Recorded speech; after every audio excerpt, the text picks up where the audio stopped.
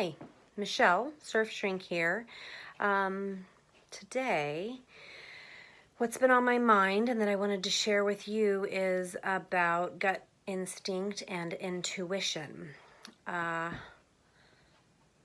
I feel like I've had a lot of clients in today who've talked about their intuition and their gut feelings about things and not necessarily followed through on listening to their gut or their intuition.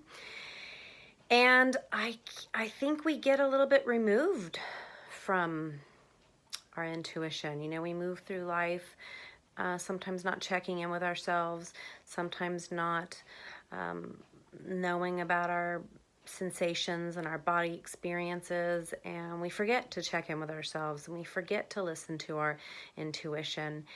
And I find that whenever I don't listen to my intuition, I wished I would have.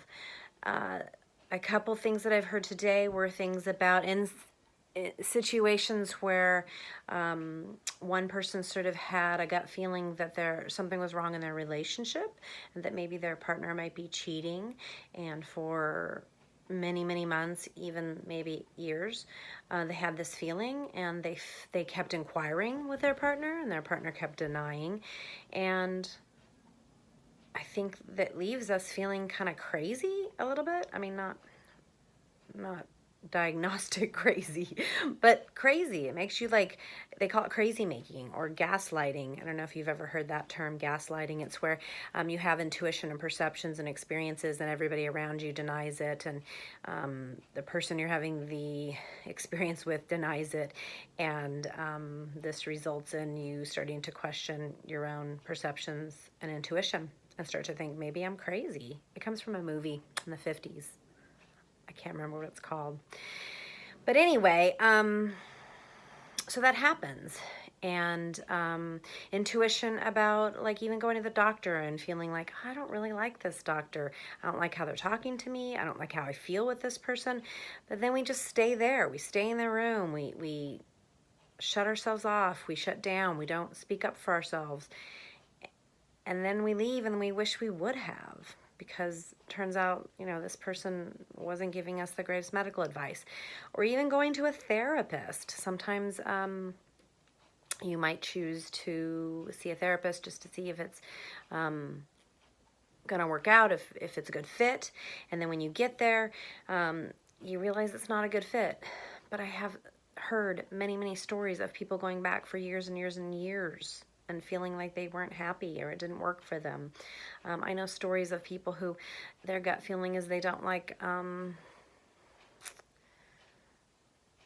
feel good about where they're leaving their animals at the vet, or they don't feel good about their doggy daycare, if you have such a thing. Just situations where intuition tells us something's not right.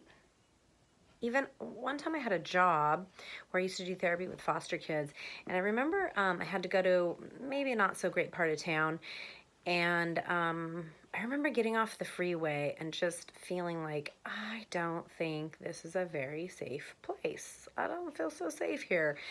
But I went and did it anyway. And then the next week I was supposed to go back, and I remember feeling like through my whole body that I did not want to go back to this school to see this kid. And I remember telling my supervisor at the time that I didn't want to go back, but I went back anyway, and I ended up in a school lockdown situation. So my gut feeling was, this is not a good place for me, or for anyone probably. Anyone in that school probably wasn't safe, which makes me very sad, but that's a whole other subject. Anyway, I just wanted to sort of, I guess, talk about this. I wish you were here so we could talk together about it and your experiences of following your gut and following your intuition. I've had other clients talk about online dating and showing up for the first date and feeling like something was off with this person, but they weren't really sure, and then continuing to try and realizing they're just not a good match. But by now they're in a relationship they've been in for like 4 months, and they're having a hard time unwinding themselves from it. It's things like that. Like, why do we do that, right? Why do we have gut feelings and instincts and intuitions that tell us something, and why do we ignore it? I think it's because we have a hard time supporting ourselves and or not getting support from others, believing ourselves. And so I think that maybe stems from not getting support as a kid in your environment. So this goes back to being raised by good parents. And it is very important for you parents out there to affirm and confirm and validate your kids' experience. It doesn't mean that you give in to them and give them everything they want. But what it does mean is if they're having a feeling, they have a right to that feeling. And it's really important to validate that and affirm that. If your kid's angry and you're taking their toy away and that's why they're angry, you can still take the toy away and discipline them and let them have their anger. Tell them it's okay to be angry. If they're feeling sad and they're crying, don't tell them not to cry. Tell them of course they're sad.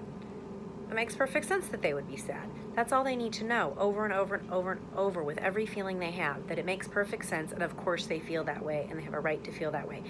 If we get this validation and affirmation and confirmation as kids, then we grow up to trust ourselves, trust our instincts, trust our gut feelings, trust our intuition, and then we can walk away from things that don't feel good. It's that simple. So I guess, am I really talking to parents right now? I'm not really sure. It's important. It's really, and I know that's hard because no parent's perfect, and sometimes kids' feelings can be a little overwhelming. And the thing I love about kids, which is probably the most hard thing, is that they're just so natural. They just naturally sort of move from feeling to feeling so effortlessly and without judgment when they're little. It's marvelous. I just think it's the greatest thing because, you know, as we get older, a friend of mine calls it being domesticated. We get domesticated and we judge our feelings, and we no longer just allow things to authentically, organically emerge and allow ourselves to just move through it. But I'm off track. I'm going back to intuition and gut feeling. It's really hard to trust your gut feeling and your intuition when you confront someone and they deny it. Very hard, especially if you want to believe something like they're not cheating. But I gotta say, maybe you don't even have to know the truth. Maybe you just have to check in with yourself. Does this feel good to me? Maybe you don't even need to know the content. Maybe it's just, does this feel good to me? If it doesn't, can we dialogue and process through it in this relationship, whether it's a romantic relationship or a friendship? If we can't, and this still doesn't feel good to me, how long am I willing to sit in this not feeling good to me? Am I gonna listen to my gut and decide maybe it's time to let go and move on? I'm not saying to run away from relationships, because that is truly the one place that we learn about ourselves, through mirroring and being in a relationship with another person and having them reflect back to us and meeting together in our differences. That is truly how we know ourselves and truly how we learn about ourselves and work through our own childhood baggage. That's where we do it. So I'm not big on running from relationships. I'm a pretty big fan of like sticking it out and working it out. Ask any of my ex relationships. I stuck around for a long time. One for 7 years, one for 13. So I stick it out. No one could say I'm not loyal.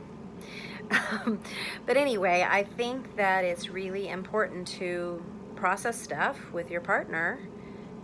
Try to work out your childhood baggage. That's important. But if your intuition and your gut keeps telling you something is wrong, something is off, this person isn't meeting me in the way that I need to be met, this person isn't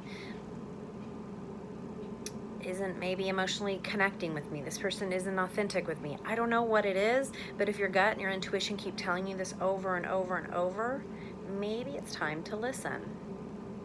That's all I'm saying. Or if you walk into a store and people don't treat you right and you don't like it, maybe it's time to go to a different store.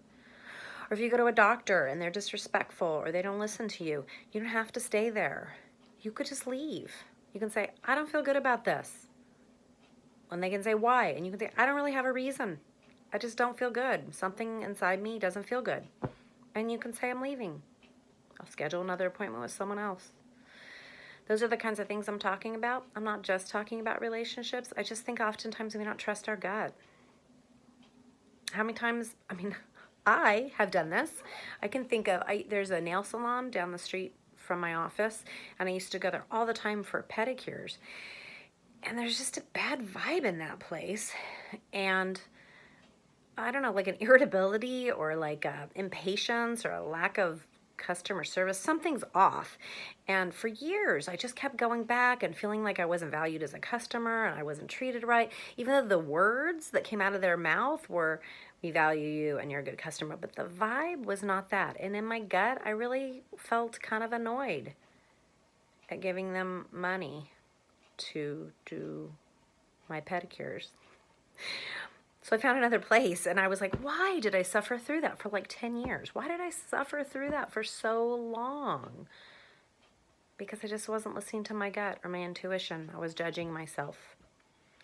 Probably because I didn't get supported and affirmed and blah, blah, blah in my childhood. But I can't blame everything on my childhood because I'm a grown-up now. And as grown-ups, we get to choose how we want to be in the world.